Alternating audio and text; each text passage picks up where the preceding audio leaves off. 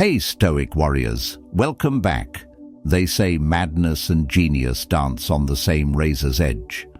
This morning, at this very second, while your neighbors sleepwalk through their predetermined scripts, you're about to discover why the ancient Stoics were considered dangerous revolutionaries, not peaceful philosophers. Society has lied to you about mornings. They've sold you alarms as awakening, coffee as consciousness, routines as control. But those primitives who built empires with their bare hands and conquered their demons before breakfast knew something we've forgotten in our sanitized, notification-addicted existence. Marcus Aurelius didn't just wake up early. He waged war against the universe's chaos while Rome slept. He carved empires out of darkness, not with swords, but with something far more terrifying: absolute mental sovereignty. Every dawn was his battlefield, every sunrise his victory flag planted in the skull of mediocrity. You feel it, don't you? That volcanic rage trapped beneath your ribs when another identical morning bleeds into another forgettable day.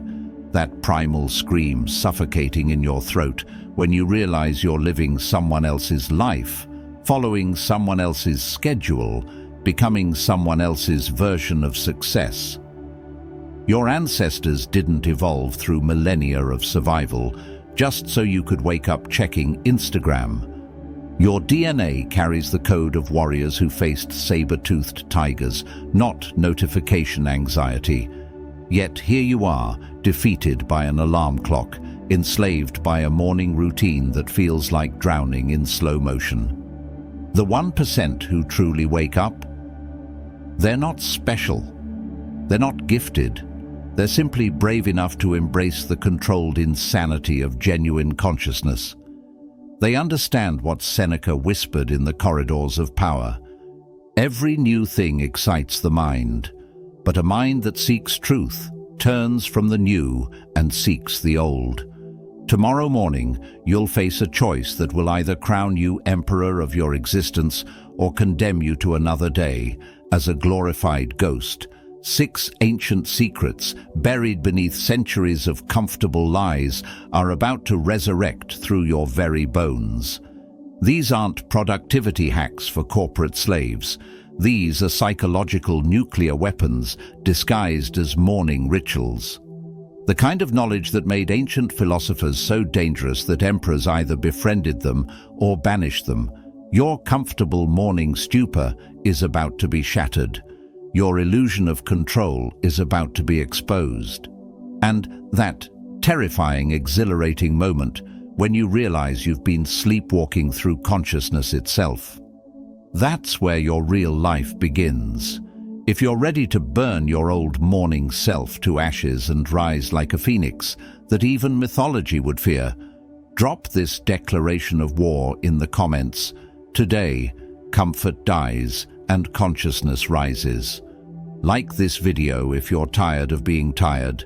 Subscribe if you're ready for transformation that borders on metamorphosis. Share it with someone who needs to wake up from their waking sleep. And whatever you do, don't you dare skip ahead.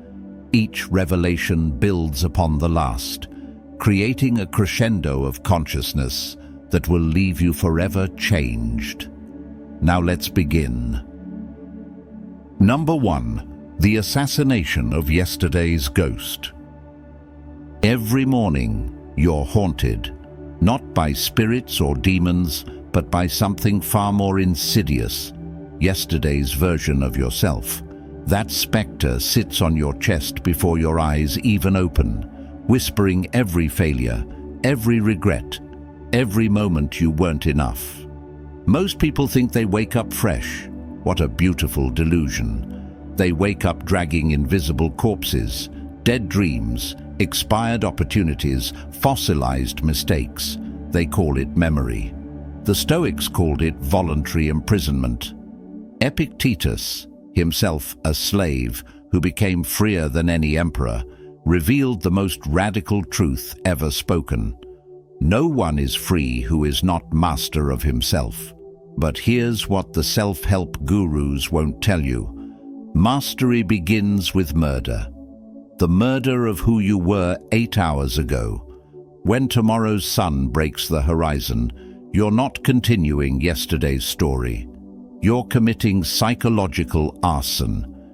Every morning is a crime scene where yesterday's you must die for today's you to truly live. This isn't motivational poetry. This is cognitive revolution. Picture this.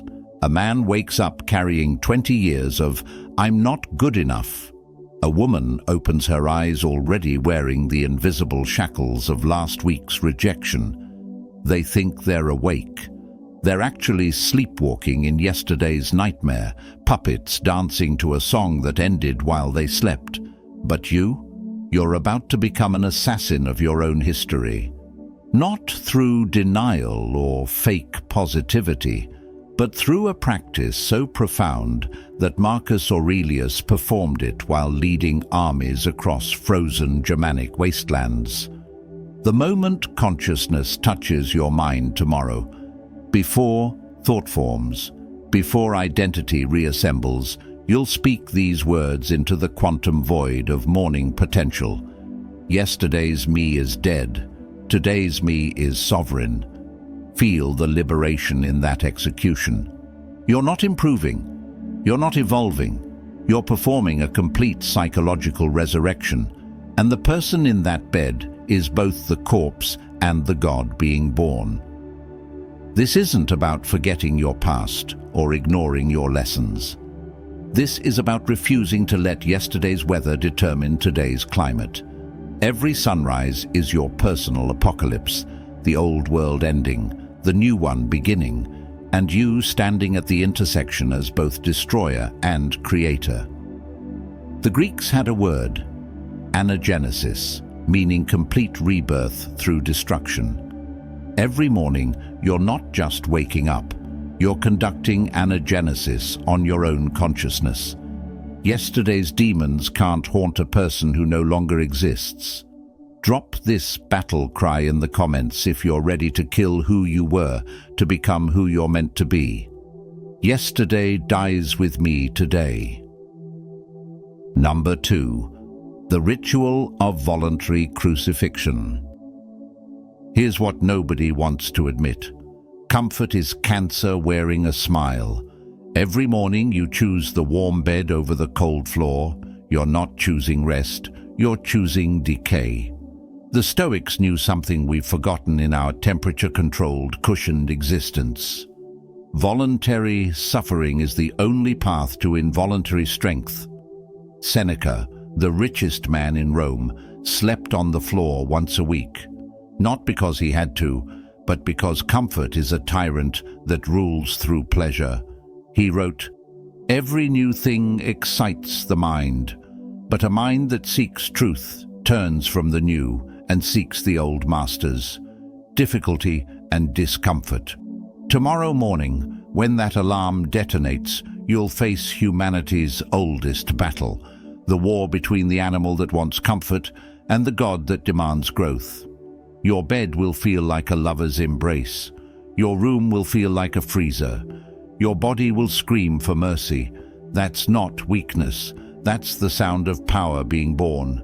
The 1% don't wake up motivated. They wake up at war. They understand that every morning requires a small crucifixion. The comfort-seeking self must be nailed to the cross of discipline for the powerful self to resurrect. This isn't masochism. This is architecture. You're building a soul that can withstand hurricanes by voluntarily standing in the rain. Watch what happens in most homes at dawn. Negotiation, bargaining, mental gymnastics to justify surrender. I'll start tomorrow. I need my rest. It's too cold. Every excuse is another nail in the coffin of potential. Every snooze button pressed is a vote for mediocrity's parliament. But imagine this. You wake up and immediately do the hardest thing possible. Cold floor on bare feet. ice water on your face, push-ups until your arms shake.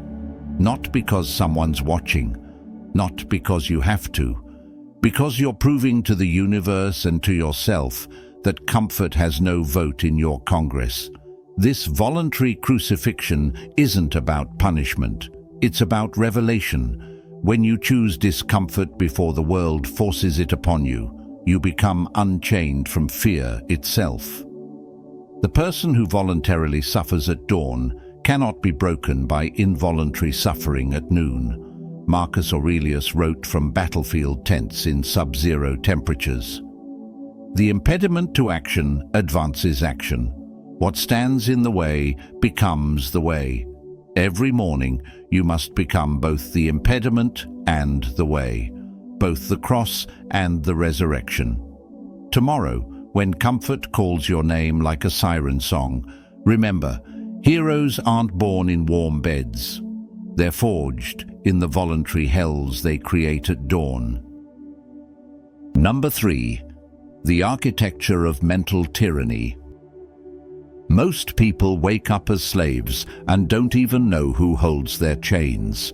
They think they're free because they can choose their coffee brand, their breakfast cereal, their route to work.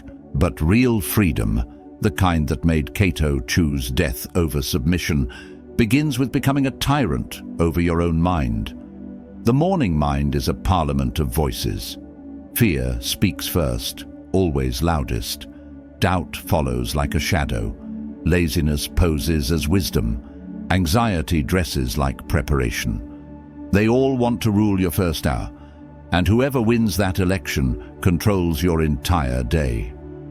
This is why you must become a dictator before democracy destroys you. Marcus Aurelius understood this when he wrote, "You have power over your mind, not outside events. Realize this, and you will find strength. But power without tyranny is just potential. You must rule your thoughts with an iron fist wrapped in consciousness. Tomorrow morning, something magnificent and terrible will happen. The moment you wake, a coup will begin in your skull. Every habitual thought will race to claim the throne of your attention. This is where 99% lose the war. They let the mob rule. They become spectators at their own mental revolution. But you're about to install a different government. A mental tyranny where only chosen thoughts survive, where mental weakness is executed without trial, where doubt is treated as treason against your potential. This isn't positive thinking. That's just painting rust gold. This is cognitive totalitarianism, where you become Stalin to your own limiting beliefs.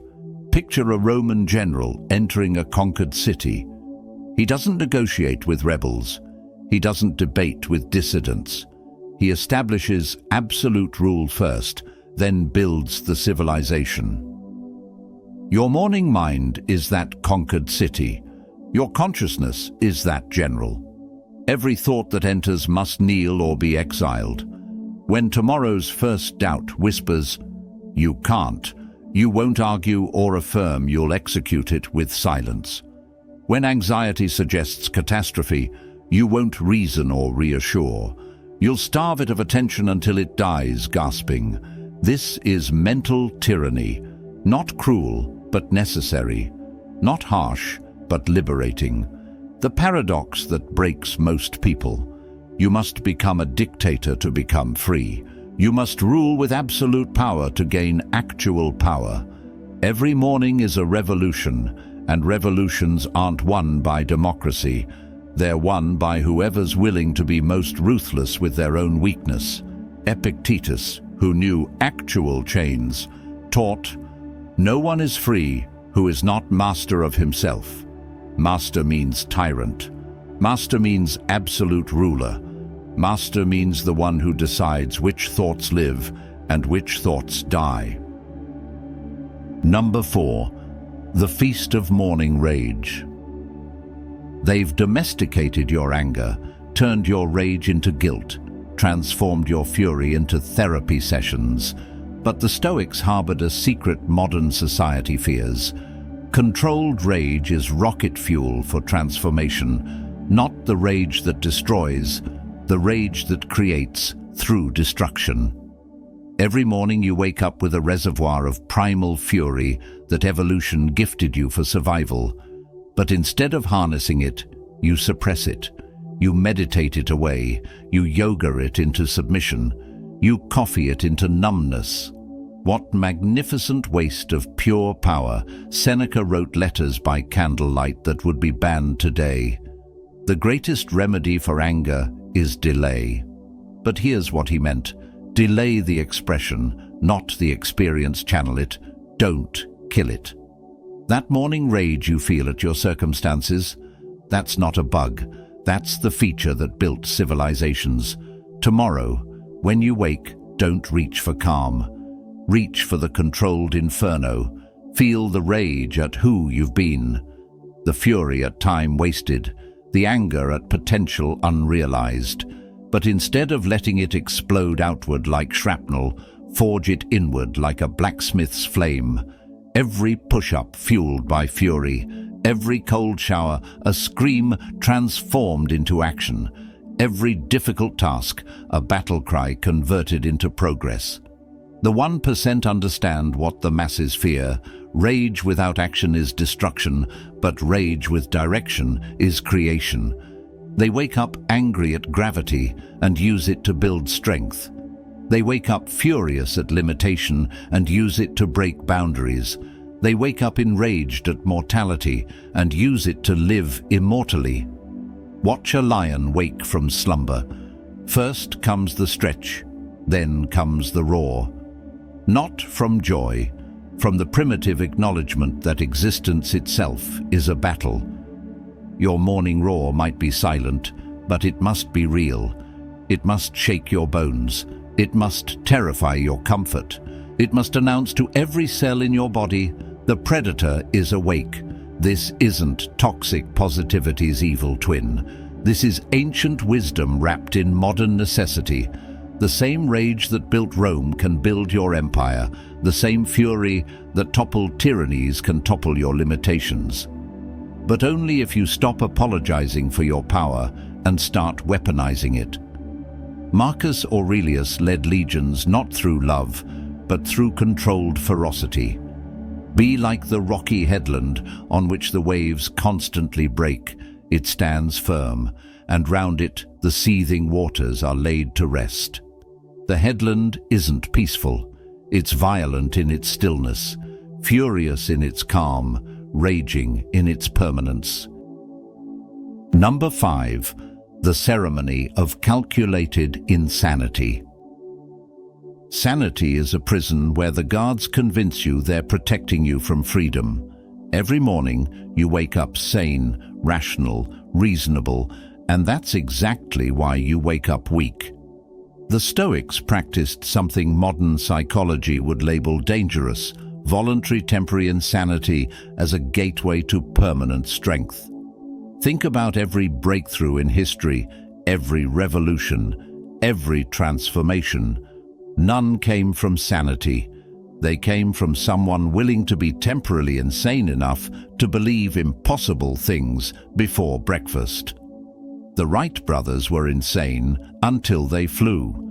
Marcus Aurelius was insane to believe philosophy could rule an empire until it did. Tomorrow morning, for exactly 3 minutes after waking, you're going to lose your mind strategically, not into chaos, into calculated insanity where impossible becomes inevitable, where your current limitations become laughable, where the person you think you are dissolves into the person you're becoming. Seneca practiced this through a ritual modern minds can't comprehend. He'd spend mornings imagining he'd lost everything, wealth, status, family, then rebuild his entire existence in his mind before noon. Not as tragedy, but as training. He called it premeditatio malorum, the premeditation of evils. But it was actually the practice of becoming psychologically invincible. The sane person wakes up accepting reality. The strategically insane person wakes up creating reality. One sees walls, the other sees doors disguised as walls. One sees morning, the other sees Genesis. One sees routine, the other sees ritual. Sanity keeps you safe. Insanity keeps you alive. Here's the protocol for tomorrow's temporary insanity. Wake up and immediately declare something impossible about yourself as fact, not as goal, not as hope, as current reality. I am unstoppable while you can barely open your eyes. I am powerful while feeling weak. I am transformed while nothing has changed. This isn't affirmation, it's psychological revolution through deliberate delusion. The magic happens in the gap between insane declaration and physical reality. Your brain, desperate to resolve the contradiction, begins building bridges you didn't know existed. Neural pathways form to justify your insanity. Biology bends to match your madness. What starts as calculated insanity becomes accidental actuality. Epictetus taught, "Wealth consists not in having great possessions, but in having few wants." But here's the deeper teaching. Insanity consists not in losing touch with reality, but in refusing to be imprisoned by it. Every morning you must choose the sanity of slavery or the insanity of sovereignty. The masses wake up sane and stay small. The 1% wake up strategically insane and accidentally become legendary. Drop this admission of magnificent madness. My insanity is my sanity. Number 6. The baptism of temporal death. Every morning, you wake up believing a lie so fundamental that exposing it might shatter your entire existence. You think you have time. This delusion of endless tomorrows is the opium that keeps you docile, the sedative that murders ambition, the comfort that becomes your coffin. The Stoics practiced something that would send modern humans into therapy: morning death meditation, not morbid fantasy, but mathematical reality. Marcus Aurelius wrote in his journal, "It is not death that a man should fear, but never beginning to live." Every sunrise he counted as potentially his last, not from pessimism, but from a physics of consciousness that transforms time from enemy to ally. Tomorrow morning, before your feet touch the floor, you're going to die temporarily, not metaphorically, experientially. You're going to feel your last breath, see your last sunrise, experience your final moment of consciousness. Then you're going to resurrect with the terrible knowledge that every living second is borrowed from death's bank account. Watch how the walking dead live their mornings, scrolling through infinite feeds as if infinity is guaranteed, postponing dreams like their wine that improves with age, trading hours for habits, days for distractions, years for the illusion of security. They're so busy trying not to die that they forget to live. They're so terrified of the end that they never truly begin. But you're about to weaponize mortality into the ultimate morning stimulant, stronger than caffeine, more powerful than motivation, more transformative than any routine. When you truly understand, not intellectually, but viscerally, that this morning might be your last, every breath becomes revolutionary, every choice becomes sacred, every moment becomes urgent without panic, intense without anxiety. Seneca performed this ritual daily. Let us prepare our minds as if we'd come to the very end of life. Let us postpone nothing. Let us balance life's books each day. The one who puts the finishing touches on their life each day is never short of time. The paradox that breaks comfortable minds. Accepting death each morning is what finally allows you to live. When you've already died in your mind, what is there left to fear? When you've already lost everything in meditation, what is there left to lose in action? This isn't about morbidity or depression.